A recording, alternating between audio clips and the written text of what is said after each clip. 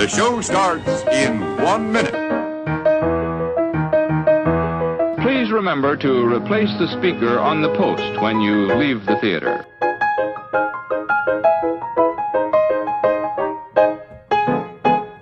And now, on with the show. Hello and welcome to episode 74 of Saturday Matinee Theater, brought to you by your friends at the Longbox Crusade. We are back in Gotham City in our recording studio, set up in one of the many unused rooms in stately Wayne Manor. I am your host, Jared Albrecht, the art sale artist, and joining me, as always, is the Robin to my Batman. It is Pat Sampson, a.k.a. DJ Cristados. How are we feeling today, boy wonder, man wonder, mysterious age wonder Cristados? I'm doing all right. Been trying to work out so I can fight a lot better, but, just doesn't seem to be working out for me. Yeah. All right. Also joining me is the laziest Alfred Pennyworth of all time. It is my brother, Jason the Weasel Skull Albrecht. How are you today, Jason? Hold on a minute. Gotta get these blood stains out of these uniforms. It's like every episode. I have got to update my resume. I got to get out of this job. Gotta use cold water for blood stains. Oh, you think I don't know that? I got blood stains and I got smoke on this thing. Yeah, it's a full-time job. Yeah. I think he's got a concussion again. He keeps calling me Manfred. I'll tell you what, man. If you hear anything, I'm networking with you fellas. Talk to Jarvis over there at Avengers Mansion. Maybe he can help. Well, I want to be clear. I want a job where I don't have to really do anything, but get paid. So like management level or something. Public office might be for you. Good thinking. But I'm British, so don't ask me where my accent went. Don't worry about it. All right. We also have with us the incorruptible lawman of the city. Is Commissioner Delvin the Dark Web Williams. How do you do, Commissioner? Fantastic. And I have a plan. See, what we're going to do here is we're going to take these bags of and we're going to set some on fire. That's it. That's the whole plan. That's your plan. Okay. He called this There's not much more substance behind that. Yeah, that's it. We're just going to set the place on fire and that's it. That's the plan. It's a plan. That thing went up fast, too. Well, we'll get into it. Who knew that a bunch of paper could just ignite so quickly? There's lots of questions that we're going to need answered in this episode. Luckily, we have with us our resident bat expert who's practically, part of the show at this point. But we're going to welcome back Mr. Alan J. Porter. Welcome back, Alan. Thank you. Is it welcome back? I don't know. You guys are clearly running out of guests to the way you keep asking me to come back. So, whenever we forget to schedule a guest, you're our go-to guy. All right, so that's a prize position. It's usually because you're at the other show that we're where we forgot to schedule a and guest. You guys are like, "What are you doing Wednesday night?" Yeah. He's getting into Dave territory. Oh yeah, he's overtaking Dave here on Saturday Matinee Theater. The last couple of times you've come on, you've sort of talked about your history of Batman. Did you have anything else, or did we bleed you dry? I think you bled me dry last time. I didn't realize I was going to be coming back for the next episode, so I think you bled me dry last time. Understood. So I prepared a question for you. Oh dear. All right. It's relatively short. It may be relatively easy. Favorite live action Batman actor? Ooh, that is actually a good one. I had to throw that live action in there so you couldn't cop out with Kevin Conroy because he is. I think it's no. It's Michael Keaton. It's Michael Keaton. He played a live action. He did. And he did in the CW series. Yes. With the Kingdom Come exoskeleton and stuff. Yep. Yes. Yep. Nice. Michael Keaton. Nothing wrong with that. I applaud that. I approve of it. I still remember how I felt when I was a wee lad in Germany and I heard the news he was going to play Batman, and I was like, what? Is it a comedy? Mr. Mom? Like, hey, the character of Batman has a long career of having, if you get cast as him, it's always like controversial. I think Val Kilmer was probably the only one that wasn't controversial. Everybody else was like, Clooney? What? Ben Affleck? The hell you say? Yeah, I go with Michael Keaton. No, nothing wrong with that at all. In fact, I've often told people of sort of that original run of first, sort of 89 to 97. I've often said that I think that Kilmer is the best looking in the bat suit. And he kind of was just had a really, probably the best build out of between Keaton, Kilmer, and Clooney. I think Clooney was an incredibly good Bruce Wayne. He just had a bad script. I think Keaton got the two of them. Yeah. Keaton kind of got the package together. Yeah. He wasn't the most physically opposing, but he had a really good Bruce Wayne, and he looked good in the suit. He's got a good bat mouth. Yeah. No, he does look good in the suit, and he looks good when he's Bruce Wayne and he goes a bit nuts too. Yes. He plays that dark side that just trips over really well. But I'd agree with you that Val Kilmer was probably the best in the suit, and Clooney was probably the best Bruce Wayne. Yeah. Of that original. Yeah. I would have loved to see Clooney get like a really good script. Anyway, there's a pop culture podcast coming out. We're going to talk all about it, me and Pat, aren't we, Pat? Yes, we are. We are. And by the time you hear this, it's probably already been out. So go scroll back in our feed if you want to listen to me and Pat talk about George Clooney as Batman. All right. With that, Pat, people are probably wondering, what's this show all about? Probably not. It's our 74th episode, but we got to give you something to do. So go ahead and do your thing. Well, it may be someone's first time joining us. If so, welcome. Definitely. Welcome. Welcome to the Batcave. And let me tell you a little bit about Saturday Matinee Theater. It's a retro review show brought to you by the Longbox Crusade, where we'll be taking you back to the past with some potentially overlooked retro awesomeness in the realm of television, movie serials, or films. Basically, if it's vintage and it's kind of forgotten, we're going to dig it up. On this episode, we'll continue our dive into 1943's Batman serial. 1943's Batman serial was produced by Rudolph C. Fortho. It starred Lewis Wilson as Batman and Douglas Croft as Robin. So grab your Batarang, fire up the Batmobile, and swing into adventure. But don't forget, try one of those special smokes Daka made. I hear they're to die for.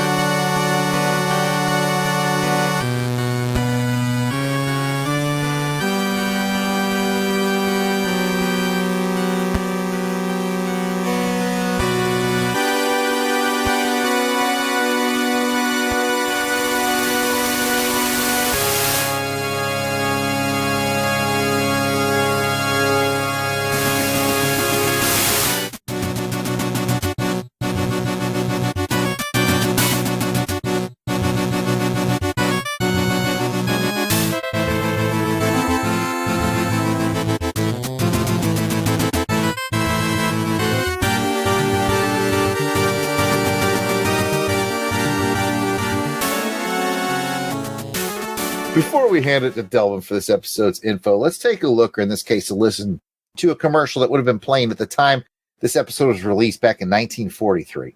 This will help us get into the right time frame of mind, if you will, and transport us back to the 40s. For this episode's commercial retro rewind, we have Mr. Potato Head by Hasbro. Hey, it's Hasbro. Hasbro makes toys. What's new, Hasbro? Mr. and Mrs. Potato Head with their own cars and trailers. That's what's new.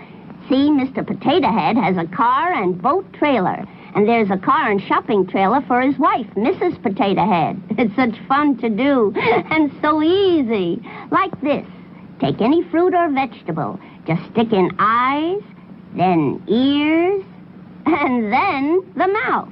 You can make the funniest looking people in the whole world. Potato Head people look different every time you make them. Mr. and Mrs. Potato Head with cars and trailers come in $1 and $2 sizes. What else is new, Hasbro?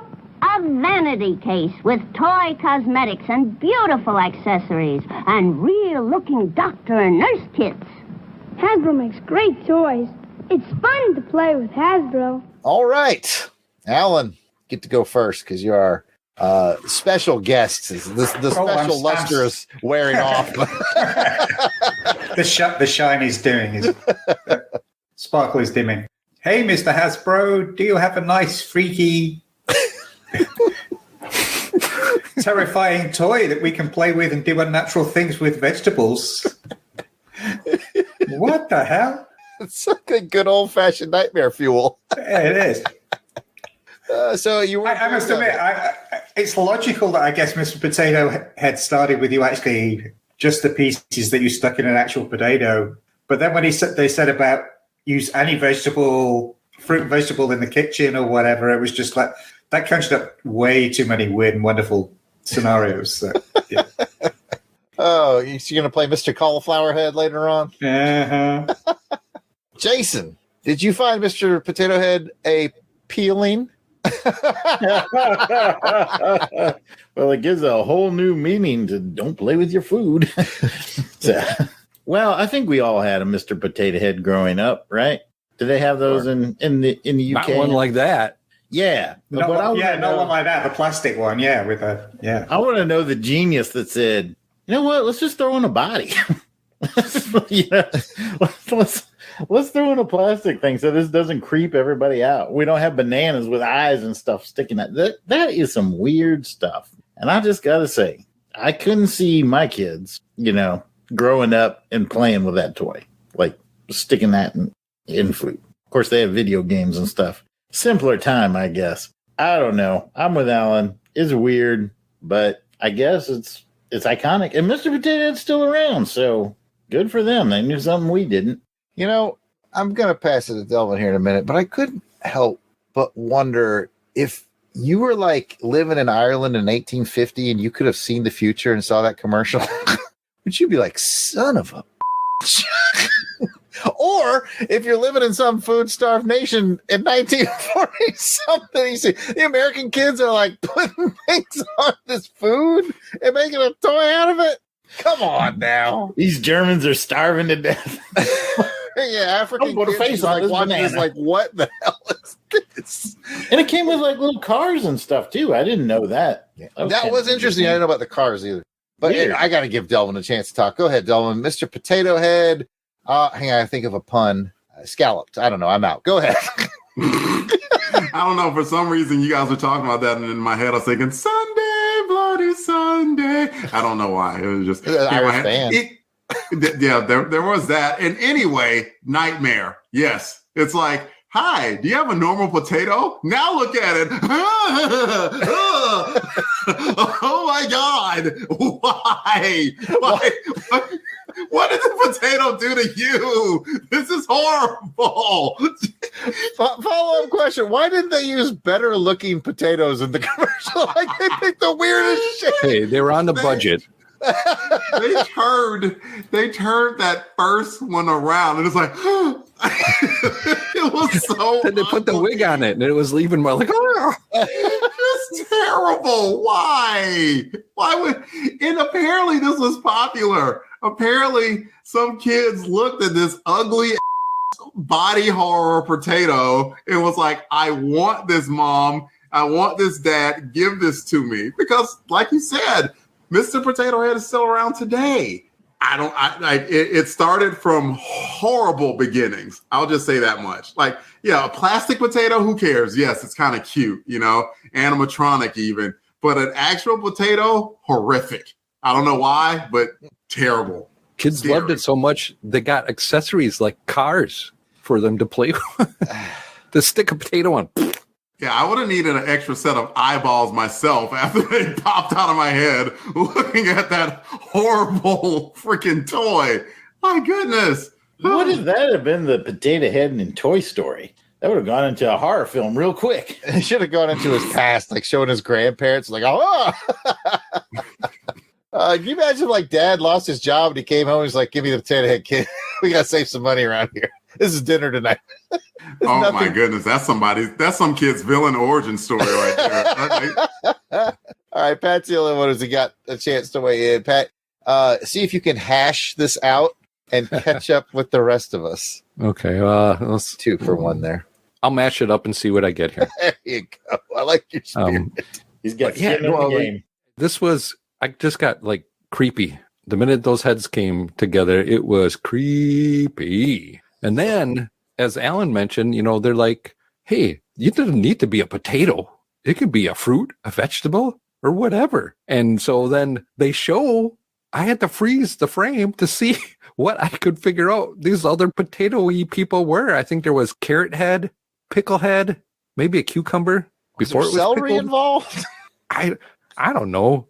I got carrot head, pickle head, cucumber head, and I figured, well, you know, what the hell? Hot dog head? Maybe they just had a hot dog and they slapped some of that stuff in there. Now you got a hot dog head. I got one more thing to add to this thing. I think this is important, and we should state it, because we've been always told how this was the greatest generation and how they made sacrifices during World War II. Well, apparently they got so many vegetables they can just throw them to kids to play They grew with. them in their vegetable garden, if you remember correctly. Yeah, go to your vegetable garden. People are starving. Oh my God!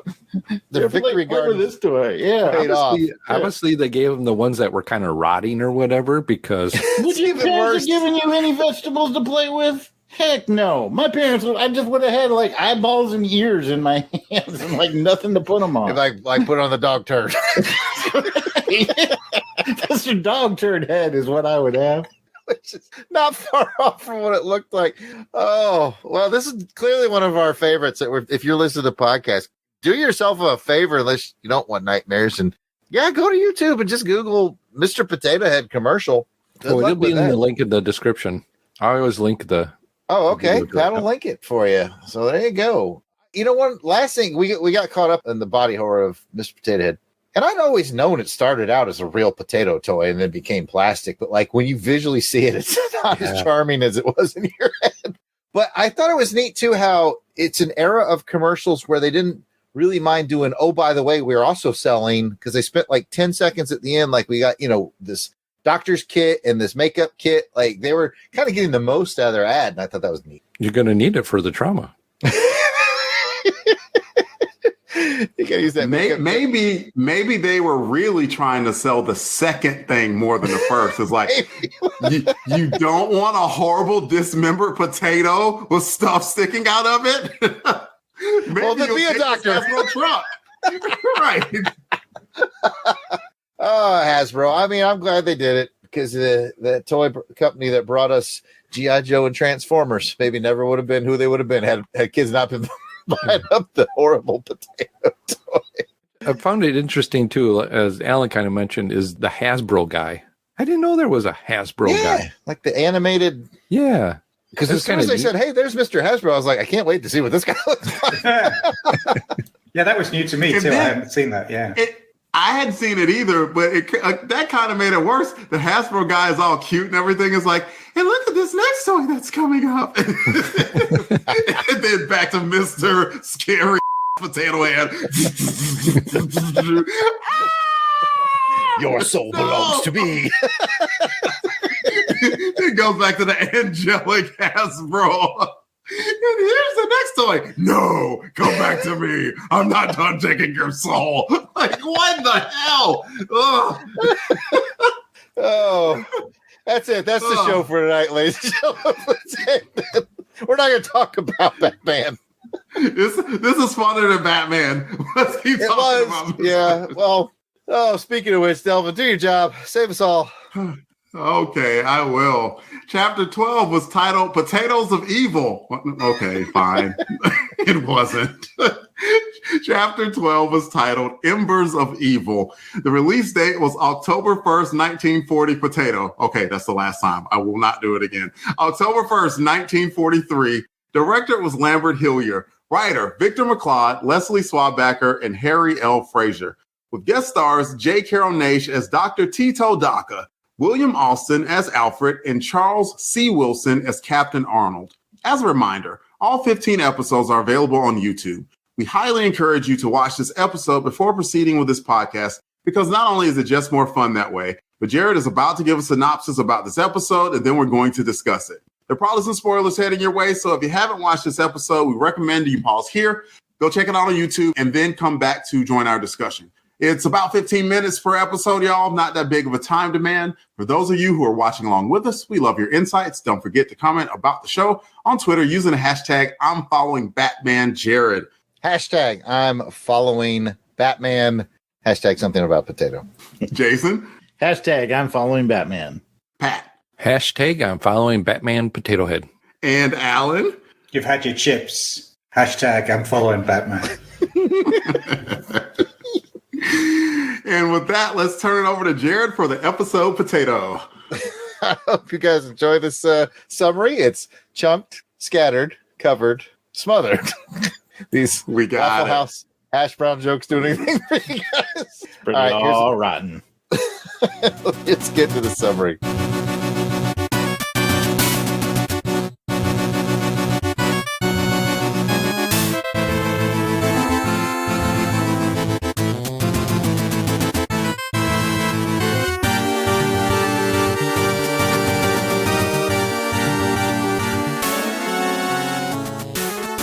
When last we saw Batman, he and Robin were in one of DACA's secret hideouts. Batman was fighting one of DACA's goons as a trunk full of dynamite was set to explode, and explode it did. Luckily, Batman had noticed a trapdoor and used it to escape with Robin just in time, but that DACA goon, not so much. The goons that did escape reported back to DACA everything that happened. And DACA figured out that his henchman, Marshall, remember him? He's the guy they kept captive in the Batcave and they dropped him off at the prison. Anyway, he was the one that accidentally spilled the beans about the hideout to Chuck White, a.k.a. Batman, a.k.a. Bruce Wayne. DACA doesn't like loose lips on his staff, so he has Marshall killed while in prison by means of a poisoned cigarette. The ever-crafty DACA also decides to make sure that no other Batman will mess up his plans. So he and his men kidnap Linda Page to see if it will draw out the Batman. Of course it does. Batman and Robin, with the perfect opportunity to take out each goon one at a time, stealth style, instead decide to draw all three goons to the basement so they can fight 2 against 3. You could probably guess what happens next. Batman loses a fight, but he did have to send Robin away to call the fire department because the building caught on fire. Everyone escapes the blaze except Batman. It seems the fiery basement has collapsed upon him.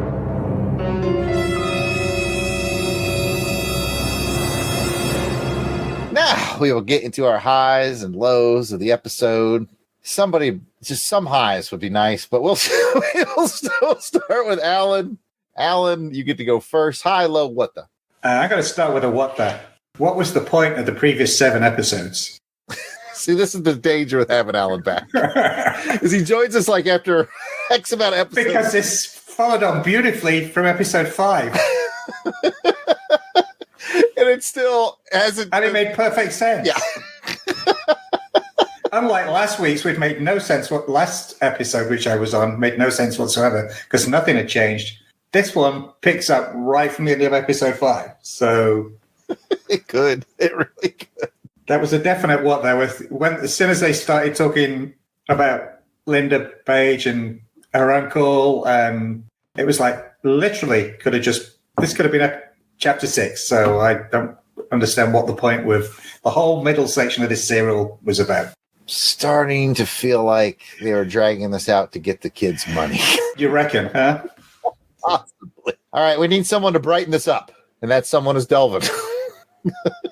Delvin, what do you got? About that Mr. Potato Head. I mean, just nightmarish, right? Batman. I think Mr. Potato Head looks like he could take a beating. And then him and Batman have something in common. Okay, geez, something good. I didn't see the trap door when they were fighting last episode. So I'm kind of intrigued. I kind of want to go back and look at last episode to see if that trap door was there. Because if it wasn't, then I'm going to go back to this one and call heavy shenanigans. But well, let's hope not, because if he did see that and saw that there was a trap door that led to the outside, then that was some clever thinking on his part. So that's something good. You know, I'm glad you mentioned that because I did have that feeling that we've seen a lot of these cliffhangers and it's like Batman got blown up in the building. Batman got blown up in the airplane. And for a lot of times it was like, yeah, or in the cave. Yeah, he got blown up, but he's okay. And we were always kind of complaining that Flash Gordon at least would find a trap door or a secret whatever. But so at least he had like a little bit more exciting of a get out of it this time. But that's true. But go ahead, Pat. I was going to say, I want to challenge that because that's my what the is if these got the trap door right next to the bomb, there's obviously like a ladder or something. They got to go down. The bomb just doesn't go up, right? It would make a hole too, right? Well, Pat, let me tell you how bombs work. Yeah. It actually is going to mostly go in the direction of least resistance. So okay. this actually probably would work, except that was a lot of TNT in that box. And he closed it, and then it blew up. Like I said, bombs are going to take the path of least resistance. So if you put one on the floor, it's going to blow. Shoot up. Okay. All right. So I'll give him the benefit of the doubt, is what I'll say. Okay. I can understand that. Maybe the floor was a wall of protection or whatever, I guess, an obstacle it's got to get through. There's a lot of dynamite in that trunk. Jason. I'll give a high. I like the science part of it, and they've used it a couple times throughout this series.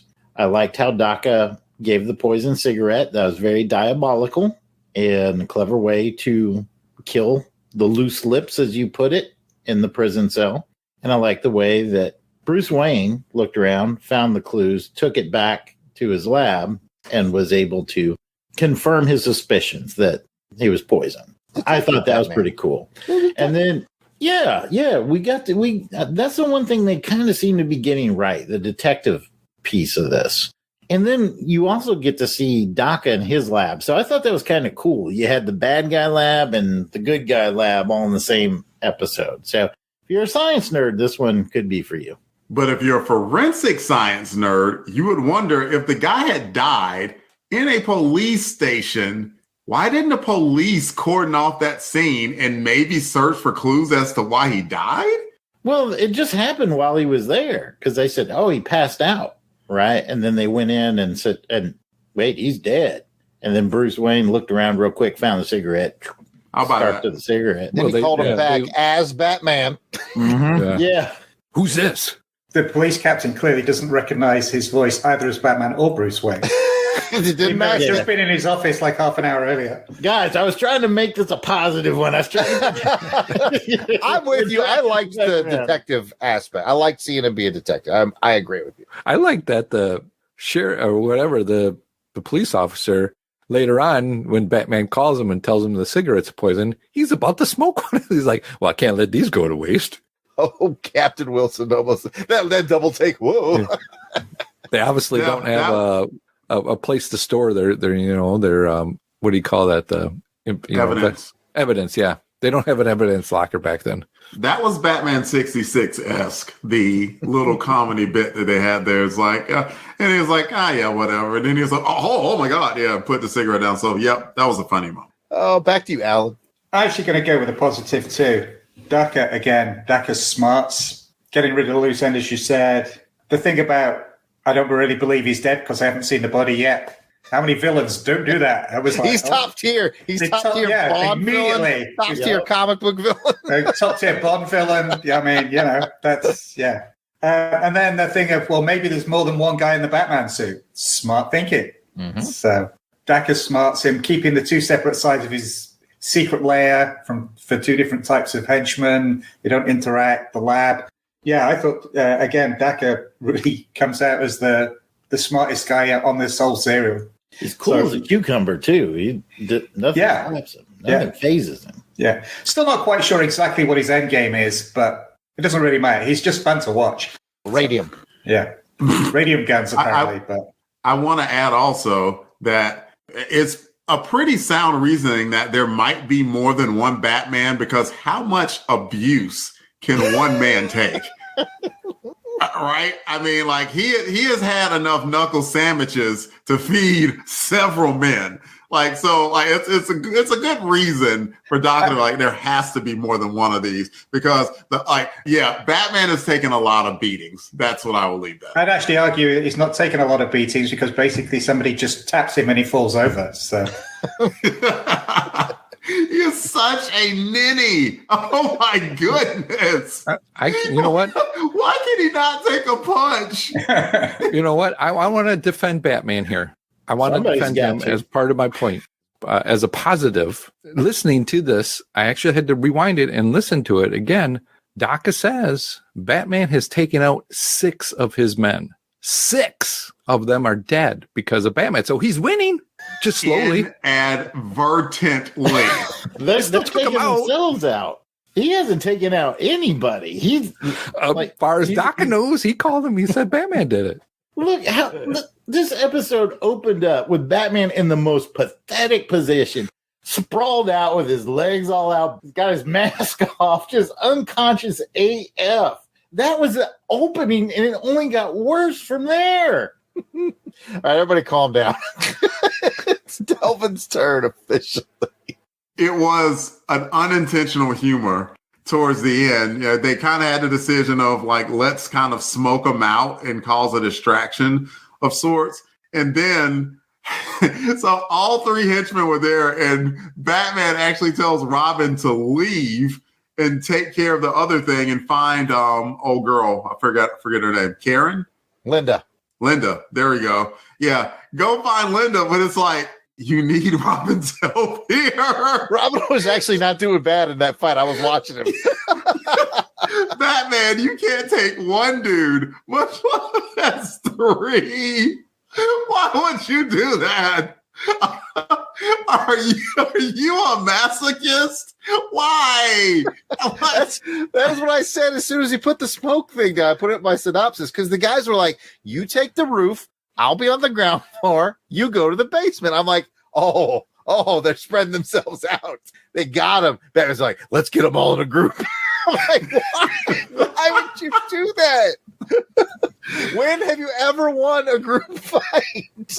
No, I will say, one. is this the first time that we ever see Batman use a smoke bomb to cover his movements? Well, he may be onto something there. Because that's like a standard trope and has been for years. But I thought when they did that, but it didn't quite work out the right way, but at least they sort of tried it. The visual was sort of there as he came through the smoke over the top of the bad guys. Then it all went downhill from there. But it was the alpha model test of the it was They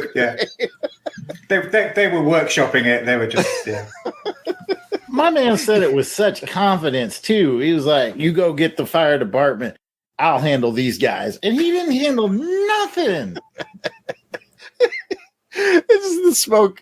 Like Alan said, these days, like Batman throws the smoke up, and he's gone. Now this time's like, my face. He's like, oh, am I supposed to run? Oh God, it hurts all over. Oh, Pat, it's your turn. I mixed it with the pepper spray. Oh, it stings my eye. Like I said, I was trying to defend him there for the 6 guys that he took out. But the other thing I liked, Doc, we're going back to, again, Doc is, the last 2 episodes has been the star of this all. And I just like it when you see him. The last 12 episodes. Yeah. I just like, seeing him. He's around with his friends. They're all celebrating the death. They did a toast to Chuck White. Fun. DACA is awesome. Yeah. Again, DC needs to do more with DACA in the comics. I offer my services, DC. Alan J. Porter is also a published comic book writer. We could write some DACA stories, Alan. I know we could. He's one of the coolest Batman villains who seems to be untapped. Oh, man. It's funny because you remember I dropped that fun fact that it was supposed to be the Joker and they switched it to DACA, to the Japanese thing. We were like, oh, it would have been cool if it had been the Joker. But now I'm like, no, man.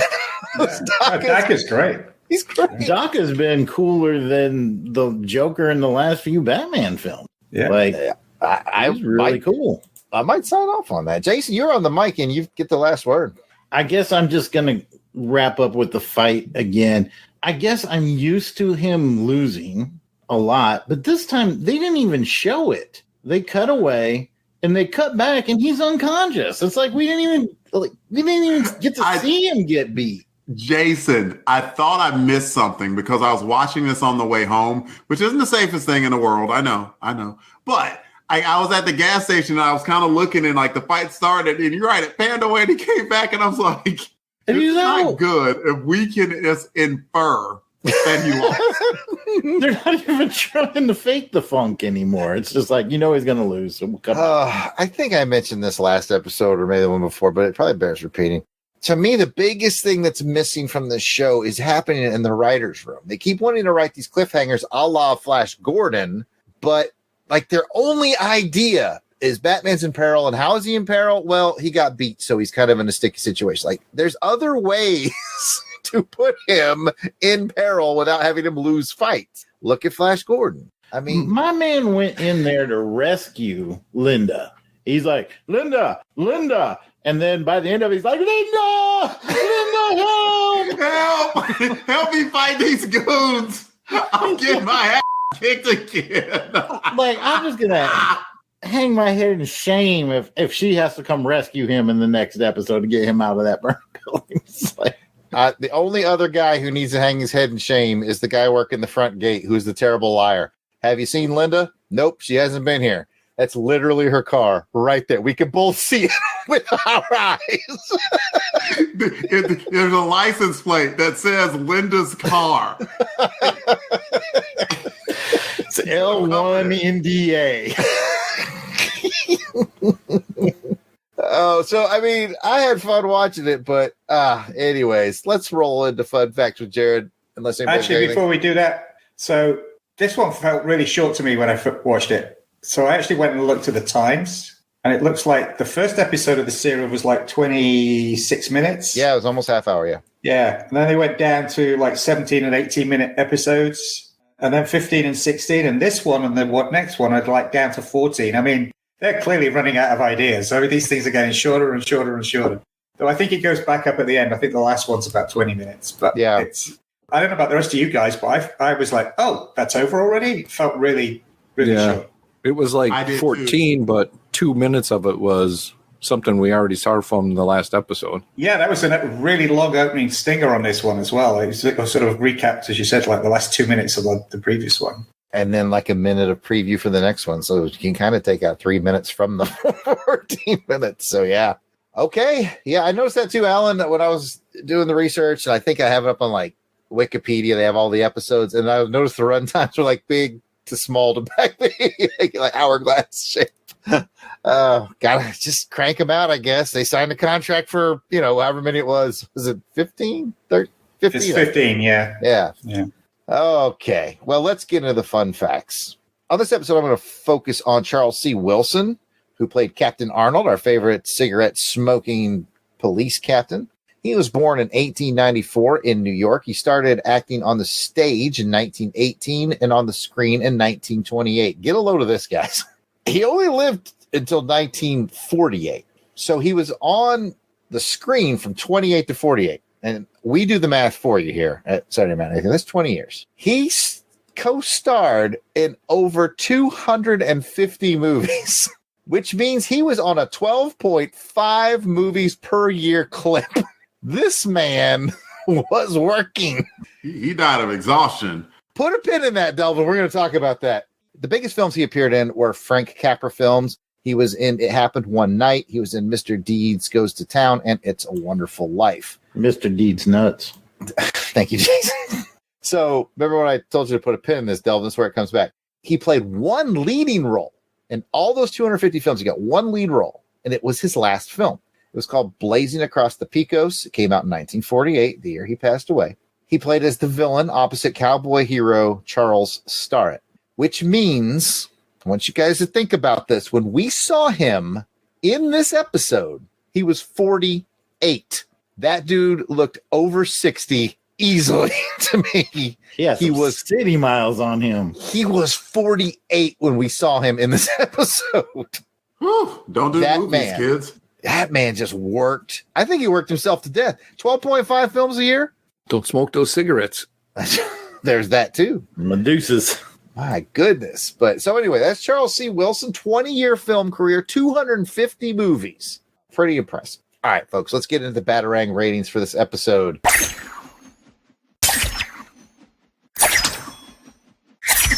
If you give it 5 Batarangs, which is not going to happen, I don't think that means you, unless you're doing it ironically, because at this point it's kind of a joke inside of a joke, but it means 5 means you loved it. 4 means you thought it was very good. 3, it was good. 2, it was just okay. And 1, I flat out did not like it. Alan, set that bar. I think my initial reaction was a 2, but I might give it a 3 because it actually does pick up from the earlier storyline and made more sense because it did so. Yeah, I'm going to go with a 3. Got generous Alan with a 3 tonight. Jason. Can't do it. It's a 2. The only thing that keeps it from being a 1 is DACA. Enough said. Okay, Delvin. I'm with Jason here. I just got to see something of a plot. Even when they were teasing the next one, is like, DACA has a radium gun, but it's bigger. So it was like, that's your plot twist. It's an increase in size of the radium gun. We are 11 in. There isn't a plot. Here's the thing, Delvin. It's not like it went from, pistol size to a cannon. It's like 40% bigger than it was originally. It's not that much bigger.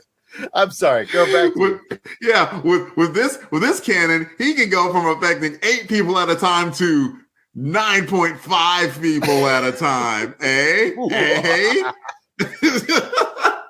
Dangerous. So I wasn't bored watching it, so I'm not gonna just give it a 1. But I gotta see something other than DACA being clever, like poor Linda being used as a pawn for almost no reason at all, other than to find a way to fuse Batman and DACA's goons, and DACA's goons kick his butt again. Like, he hadn't mounted 1 win. He has not mounted a win yet. He does that, I might give it a 5 just out of sheer shock alone. He can't even get a win in dating Linda. He's struggling there. Yeah. He is struggling there. I don't know if it's just me. Maybe I was in a, mood, but I thought Linda looked really pretty in this episode too. Kind of a knockout, but maybe I was just in a Linda mood. Enough about me. Let's go to Pat. Pat, you in a mood? So surprising. All right, Pat, what do you got? I'm going to say this is interesting because as we are talking about this episode, I am currently doing the final edits on the last Batman episode. And so Jason gave the last episode a 3. Delvin gave it a 2.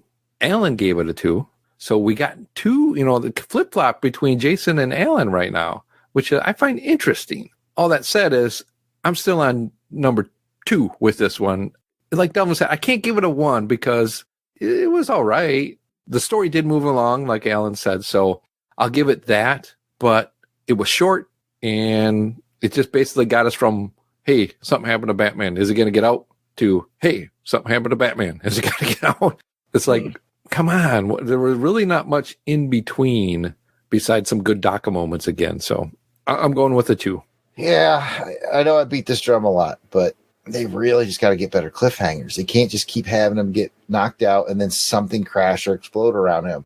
Flash Gordon, remember the times where he come up against a huge physical threat, whether it be like a group of like remember those kind of like strong 8-men wrestlers or the big chicken clawed thing? Like, why can't he come up against a large threat and how's he going to win this, and then see how he wins it next time? That's the key to victory. Having said all that, I'm going to give it a 3. I'm going to join Alan. I'm going to give it the bump from 2 to 3, strictly because I kind of, like Jason mentioned, I kind of smiled when it was like he did the detective thing. I was like, oh, he's there. At least they're using the detective thing, and I like that. Generous 3. Real quick, Jared. If this were feature length, tell me this isn't Mystery Science Theater. Oh, it's totally MST3K worthy. It totally is. I mean, that's what we've been doing tonight, essentially. Yeah. That doesn't mean it's not worth a 3, though. Yeah, just popped in my head. Oh, you're right. And there is a cut of it, by the way, where they've spliced it together into like one movie that you can watch. And yeah. It is time to go to the Gotham City mailbag. And of course, we are thrilled to kick off these comments with special shout outs to those Crusaders Club members, the fine folks that have joined the Crusade. They get early access to special Longbox episodes, voting on show content, free raffle entries, whole bunch of stuff. These are those folks. And Helica Wolf. Auburn Elvis. Bill Beer. Plastic or Stash It. Braxton Underwood. Captain Entropy. Clinton Robeson. Dave Collins. So battle wagon himself. Ezra Gallo. Gerald Green. Jason Lady. Jason King. Jeremy L. Jim Drummond. Jim Neal. Joe Thomas. John Watson. Josh Strickland. That slacker. Candace Ward. Captivating Kathy Bright, the MVP. Mark Ross. Maxwell Traver. Michael Wagner. Miranda W. P.D. Devins. Paul Hicks. Rick of Jeff and Rick Present. Rob Morgan. Ryan Daly. Samantha Maney. Sean Urbanski. Spidey 67. Steve Cronin. Spreadsheets. Tim Price. Tony Pennington. And last but not least, Toronto Cop. Of course, if we missed anyone on our list, we apologize. We record these episodes well in advance of release, so if you're a recent edition, we'll add you soon. If we got to get something straightened out, just send an email to contact@longboxcrusade.com. We'll square it away. If you're asking yourself, how do I get in on this? How do I become a Crusaders Club member? Well, it's easy. Go to patreon.com/longboxcrusade for as little as $1 a month. You get almost all the access to the amazing world of the Crusaders Club. Hey, Jared. Wait. Go ahead, tell him, Pat. Oh, thank you, Delvin. I think you got a little bit wrong. It's not, a little bit or some of it. It's all the access. All the access. How can I forget? So if you want all the access, I'm told, I'm hearing it in my headphones, all the access, patreon.com/longboxcrusade, $1 a month. Come check it out. And if you don't have any extra scratch laying around, but you want to help us out here at LBC headquarters, hey, how about you write us a review on whatever platform you're listening to this? Give us some 5 stars, give us some thumbs up, wherever you're listening, say something nice about us. Hopefully we'll see it and be able to read it on the show. But our episode, as Pat mentioned earlier in our chat, from last Batman, Chapter 11, Nipponese Trap, has not yet been released, so we don't have feedback on this one. So no feedback this episode, folks. Check back with us next episode. Now, if you want to give us feedback on what you heard on this episode, you got a comment or a question or anything like that, you can leave us a voicemail at 707-532-5269, 707-532-LBOX. Pick up the phone. Sexy. Well, that's it for this episode of Saturday Matinee Theater. If you'd like to hear more from us in the realm of comic books, action films, and more, check out the Longbox Crusade. Pat, where can they find that? Well, Jason, I am glad you asked. You can find the Longbox Crusade on Spotify, Amazon, Audible, pretty much all the podcast catchers out there, and also on YouTube. Or go to www.longboxcrusade.com. You can find us on Twitter, Facebook, Instagram, and at YouTube, all at Longbox Crusade. Thank you, Pat. And if you want to hear us on our track through all things James Bond, check out On Her Majesty's Secret Podcast. Jared, where can they find that? All right, Jason, you can find that on Apple Podcasts. We're on Podbean. Most podcatchers out there.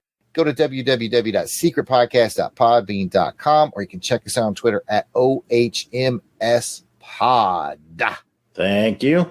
If you'd like to chat with us online, we can be found at, Pat, go ahead and kick us off. Well, Jason, I'm glad you asked. You can find me on the Twitter at Christatos01 peeling potatoes. Delvin. You can find me at DEE_RAY1977 on Twitter, sometimes making potato chips. Of course, of course. Jared. I am at Yard Sale Artist, Twitter, Facebook, Instagram, Potatogram. It's all at Yard Sale Artist. You can also check out my artwares at www.theyardsaleartist.com. Jason, putting the toe back into the social media just a little bit. Just a little bit. Yeah, I'm on Instagram at Jason Albrick. Come check me out. All right, Alan. You can find me at my website, alanjporter.com, or you can sign up for a free subscription to my new weekly newsletter at alanjporter.substack.com, or on Twitter at alanjporter. And by the way, what's the difference between a French fry and chips? Is this a joke, or are you like legit? No, that was a serious question. Because as far as I know, nothing. Nothing. You say potato, we say potato. Yeah. Call the whole thing off. All right. Well, fellas, get your quiver filled with arrows and get ready to fight against taxation, because our next episode will continue our journey through the 1955 adventures of Robin Hood TV series. We'll see you next episode for episode 4, Friar Tuck. Yeah. The meetup location? Sherwood Forest.